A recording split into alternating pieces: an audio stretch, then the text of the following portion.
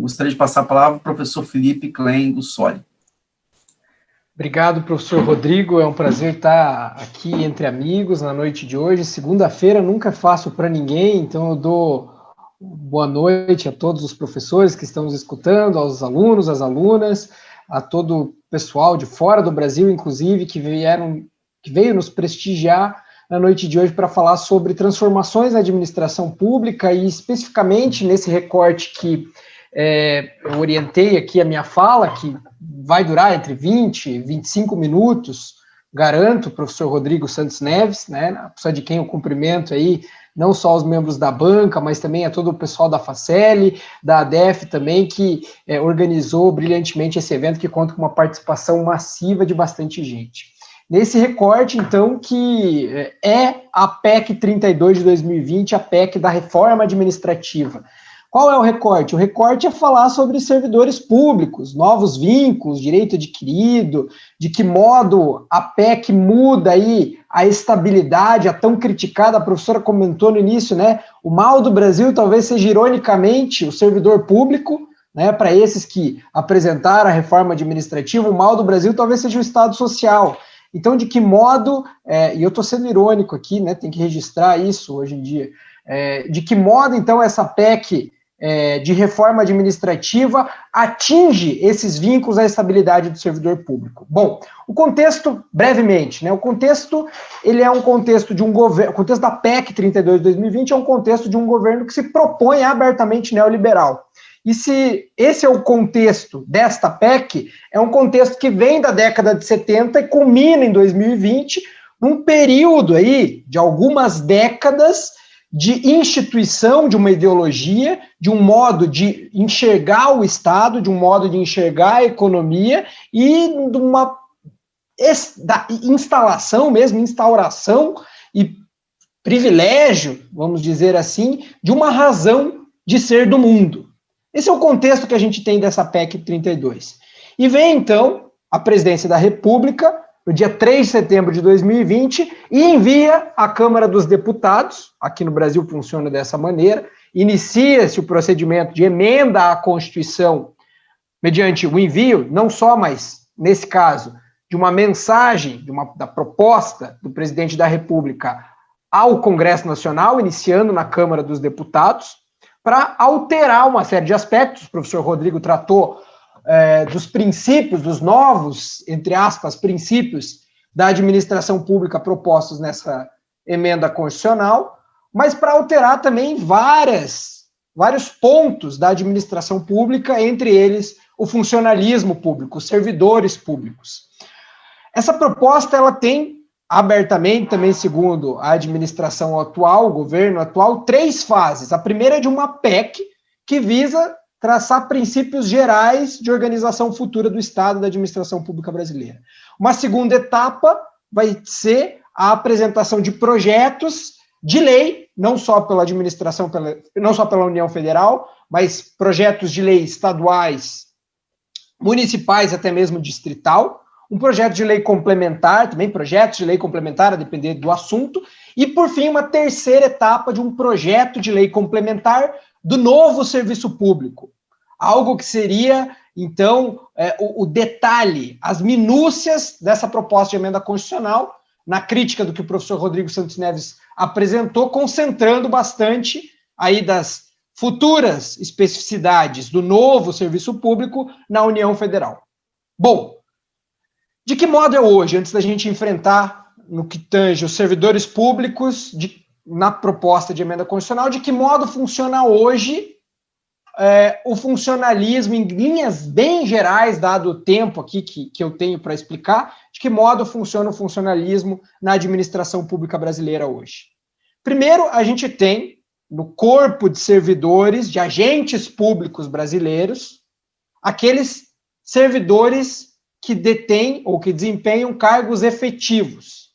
Esses servidores, aqui a maioria dos alunos já sabe, né, mas só relembrando, desempenham funções que precisam, por conta da sua importância, uma proteção maior para o servidor que desempenha essas funções.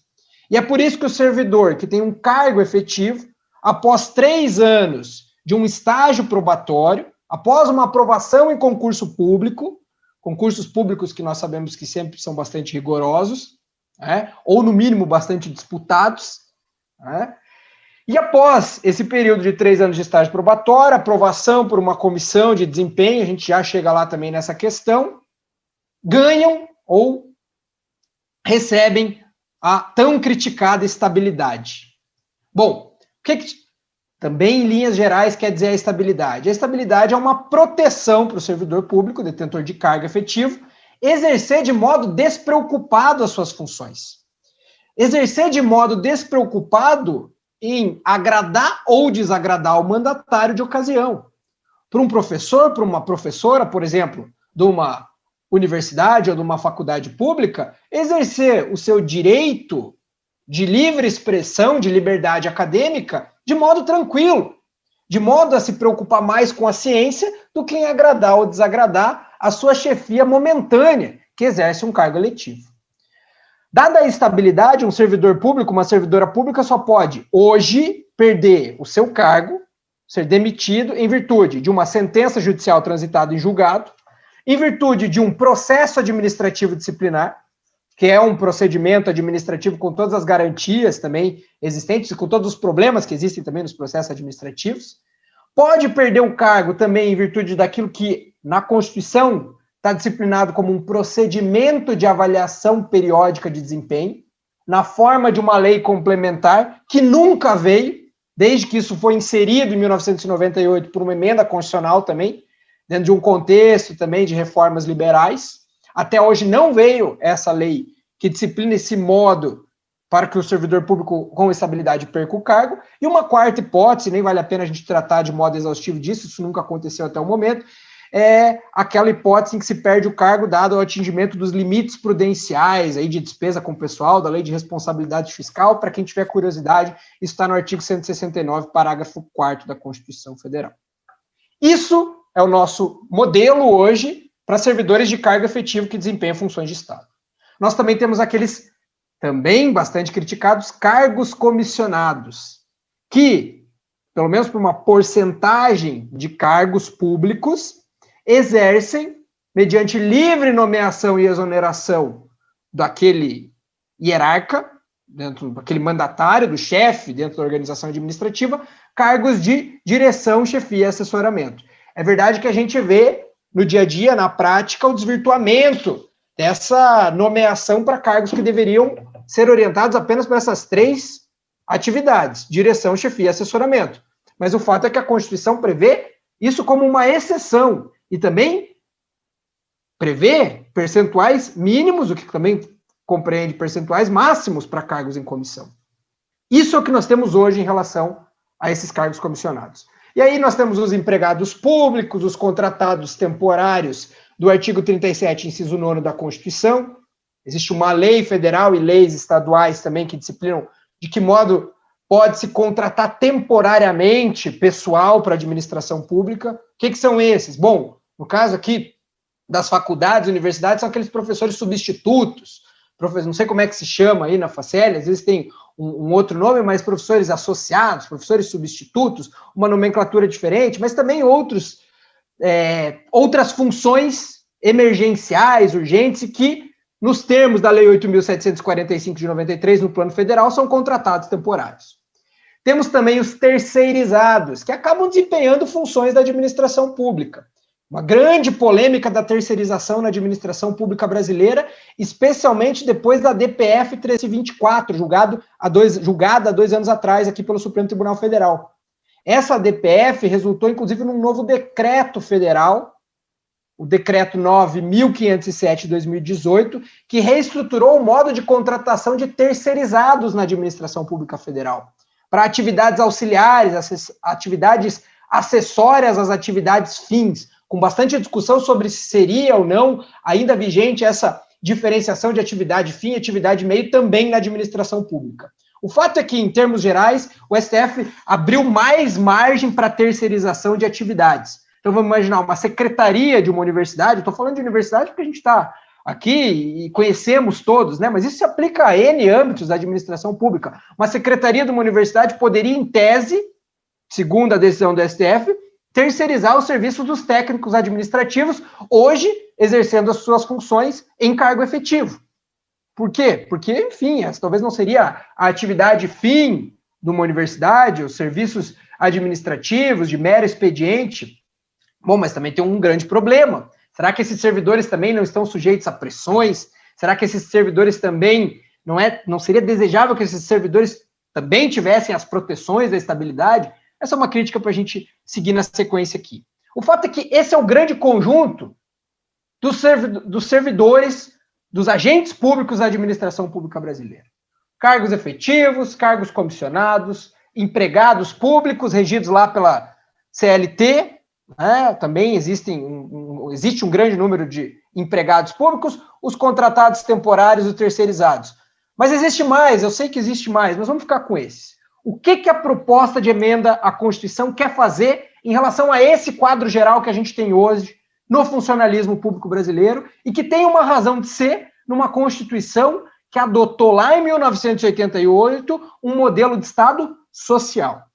Bom, a PEC, em primeiro lugar, ela quer acabar com esse regime jurídico único de cargos efetivos e quer acabar também com essa estruturação geral que eu acabei de explicar para vocês. Ela quer incorporar o artigo 39A, mencionou o professor Rodrigo também na exposição dele, para criar basicamente 4 ou 5 tipos de vínculos com a administração pública, desde que essa PEC seja aprovada. E aqui eu abro um parênteses. Pessoal, isso que a gente está conversando hoje não quer dizer que vai ser efetivamente o que vai prevalecer ao final da tramitação de uma proposta de emenda constitucional. Começou em setembro agora, tem um mês de tramitação da emenda constitucional e muita coisa vai rolar ainda até lá. Vamos falar, no entanto, a partir da proposta apresentada pela Presidência da República, e seria até um elogio à Presidência da República dizer que foi ela que apresentou isso, porque foi o Ministério da Economia, foi o próprio ministro que assinou lá, o presidente simplesmente fechou os olhos e encaminhou à Câmara dos Deputados. Tá? Vamos falar sobre como foi apresentada essa proposta no dia 3 de setembro. 5 vínculos. Em primeiro lugar, extingue-se cargos efetivos e agora, após ser realizado um concurso público, o servidor vai ingressar num primeiro vínculo que é chamado vínculo de experiência, que substitui a fase de estágio probatório de 3 anos e estatui uma nova etapa do concurso público. Aquele que for aprovado nessa etapa, tendo um vínculo de experiência, é que vai poder continuar na administração pública. Quanto é o período? Qual é o prazo? Segundo a proposta, que é contraditória até internamente nos seus dispositivos, seria de um vínculo de experiência de no mínimo 1 ano, mas também dá margem para que a lei depois modifique a depender das funções. O segundo vínculo que a proposta tem, depois desse, que substitui o estágio probatório, é o vínculo com prazo determinado. Esses seriam vínculos que estariam afetos a situações ou a hipóteses de urgência, de necessidade. Há vínculos para atividade sob demanda, há vínculos temporários, mais ou menos uma substituição, isso não está muito claro ainda se vai efetivamente substituir, aquela categoria de contratados temporários que eu acabei de comentar aqui. Esse é o segundo vínculo. Vínculo com prazo determinado. Seria redundante eu dizer com prazo determinado, porque tem prazo certo para terminar. Prazo definido em contrato para terminar. Esse é o segundo tipo de vínculo da proposta. 3. Terceiro vínculo. O vínculo com prazo indeterminado. E aqui eu chamo a atenção de todos. Esse vínculo é que vai, em tese, substituir todos os cargos efetivos e a maioria das funções na administração pública brasileira. Vínculo com prazo indeterminado, diz a proposta, que serviria para atender aquelas atividades da administração pública, aquelas atividades estatais, que são contínuas, que são técnicas, por exemplo, e que não sejam atividades típicas de Estado. Veja, eu estou conceituando negativamente. Como é que eu vou saber o que é uma atividade contínua, técnica, mas não é necessariamente um vínculo de Estado? A lei é que vai definir futuramente isso. A proposta não qualifica o que seria. Mas vamos imaginar. Professores poderia ser enquadrado como uma atividade contínua, mas não uma carreira de Estado. Policiais, uma carreira contínua, mas não uma carreira de Estado. Ou o contrário, poderia sim ser qualificado como uma carreira de Estado. O que vai definir isso é o legislador num segundo momento. A gente não sabe nesse momento inicial. O fato é que já dá para desvendar dado que está por trás da proposta de emenda constitucional, é que se visa substituir a vasta maioria das funções da administração pública por vínculos como esse aqui, de prazo indeterminado. Quarto lugar, quarto vínculo, vínculo de atividade típicas de Estado. Essas sim, essas teriam alguns privilégios a mais, porque elas seriam vínculos com garantias e deveres especiais. Essas para carreiras de Estado, conforme vai ficar definido na legislação posterior. E teria, para essas carreiras, para esses vínculos de atividades típicas de Estado, um período de experiência de no mínimo 2 anos de estágio ali, ou de situação de teste, uma etapa do concurso público. Um pouco maior. Experiência, essas carreiras, esses vínculos de Estado, esses sim adquiririam estabilidade depois de uma avaliação de desempenho. Apenas esses. O resto já não tem mais estabilidade. Por fim, o último vínculo, para encerrar aqui essa minha breve categorização, cargos em comissão seriam substituídos por cargos de liderança e assessoramento. As palavras dizem muito aqui. Substitui os cargos em comissão, agora destinados a atribuições, abre aspas, estratégicas, gerenciais ou técnicas.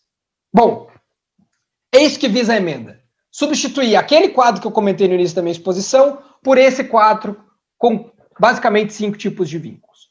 O único que teria estabilidade seria o vínculo de carreiras típicas de Estado. Para todos os demais vínculos, a lei é que vai disciplinar as hipóteses de encerramento. Bom, até aí, tudo bem. Não vou nem dizer que isso é necessariamente inconstitucional, porque muita polêmica vai acontecer.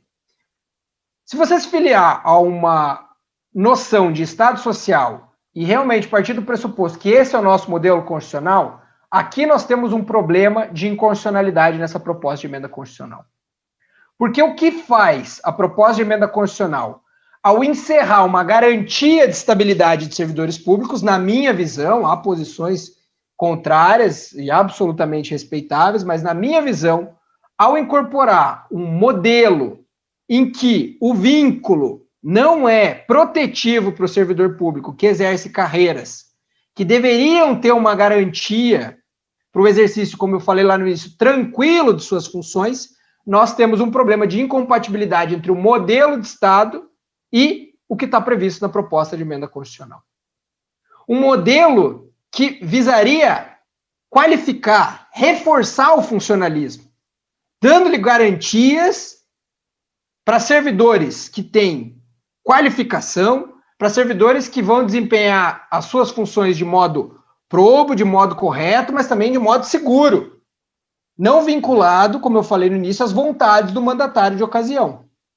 Se uma proposta de emenda constitucional quer enfraquecer esse sistema de proteção do funcionalismo e quer, como diz também outro dispositivo da proposta, abrir margem para uma ampla terceirização das atividades ou do funcionalismo na administração pública, nós temos efetivamente um problema. E ao que eu me refiro nesse caso de terceirização, essa ampla margem para terceirização na administração pública? Porque além desses novos vínculos que eu manifestei agora, a proposta incorpora o artigo 37A na Constituição brasileira e prevê a possibilidade dos entes da administração direta, portanto, União, Estados, Distrito Federal e municípios, firmar convênios ou instrumentos de cooperação com órgãos públicos e privados para a execução de serviços públicos. Inclusive, eu estou lendo aqui o que está na proposta, com compartilhamento de estrutura física e recursos humanos de particulares, com ou sem contrapartida financeira.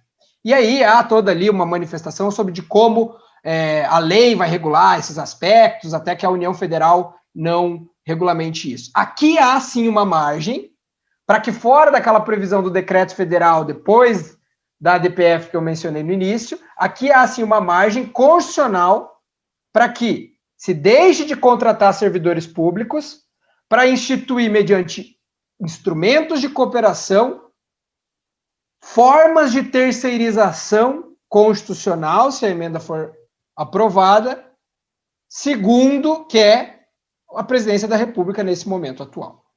O problema aqui se intensifica também, a meu ver, na medida em que você precariza o objetivo constitucional, que é conseguir servidores capacitados, que estudaram, que se prepararam, que devem ser incentivados em carreiras sólidas na administração pública, com proteção de estabilidade, por pessoas contratadas mediante esses instrumentos de cooperação e que talvez não tenham um compromisso tão intenso com uma ética de serviço público.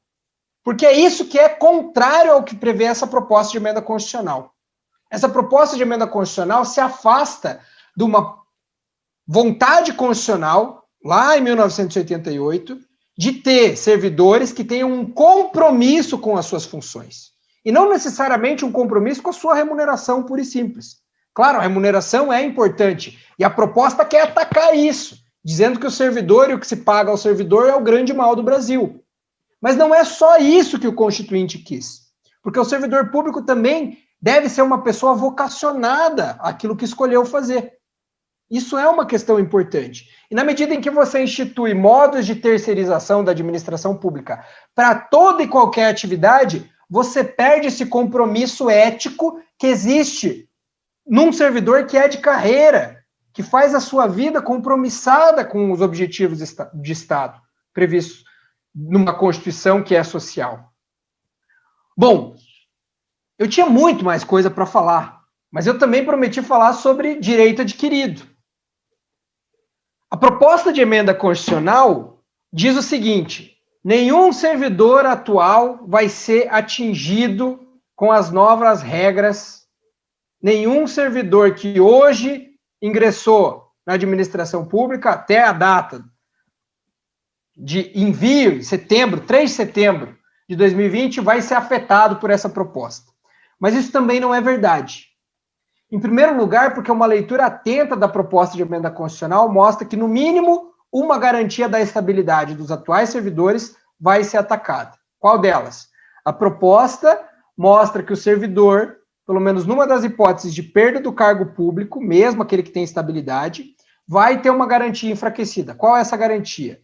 Hoje o servidor, numa das hipóteses, só perde o cargo, como eu falei anteriormente, com sentença judicial transitada em julgado. Segundo consta aqui na proposta, o servidor poderá perder o cargo mediante sentença judicial transitada em julgado ou sentença judicial de órgão colegiado. Portanto, toda aquela polêmica da condenação de segunda instância, tem agora a polêmica também da perda do cargo em segunda instância. Isso vai atingir os servidores em atuais cargos. E talvez haja um problema em relação ao que está previsto como um direito fundamental, que é o direito adquirido do artigo 5º, inciso 34 da Constituição. Então, aqui nós temos um primeiro problema. O segundo problema diz respeito a todo o regime jurídico do funcionalismo. Para alguns aspectos do regime do funcionalismo, a emenda afeta servidores atuais. Quais deles? Bom, em primeiro lugar, e aqui eu faço uma rápida digressão, já para finalizar. A emenda quer acabar com alguns ditos privilégios dos servidores. Progressão e promoção puramente por tempo de serviço, aquelas licença-prêmio ou licenças especiais, não sei, a depender do estatuto isso muda de nome, mas basicamente o servidor que tem um bom desempenho ao longo de um período X de tempo ganha uma licença remunerada como um estímulo ao bom desempenho do seu cargo. A proposta vai acabar com essa e alguns outros direitos. E até aí eu não veria problema, porque o Constituinte pode fazer isso. Esse é um aspecto que pode efetivamente afetar novos servidores, não os atuais. E a propaganda que está sendo feita é: os atuais servidores fiquem tranquilos, nós temos aqui uma garantia de que todos esses direitos que estão sendo de pronto extintos pela emenda constitucional vão ficar garantidos para esses servidores. Mas calma lá. O artigo 2º da proposta de emenda constitucional faz uma ressalva. Diz que as novas regras que extinguem direitos de servidores não vão afetar vários direitos, depois vocês podem conferir lá, não vão afetar aqueles que estiverem no cargo e que tiverem uma lei que regulamenta esses direitos vigente no dia 1º de setembro de 2020. Por que 1º de setembro de 2020? Para que os municípios e estados não aprovem correndinho depois de aprovada a emenda constitucional e garantam esses direitos numa lei nova. Mas beleza, até aí tudo bem. Esse mesmo dispositivo, no entanto, faz uma ressalva. Ficam garantidos esses direitos a todos que tiverem lei específica garantindo-os em 1º de setembro de 2020, exceto se houver alteração ou revogação da referida lei.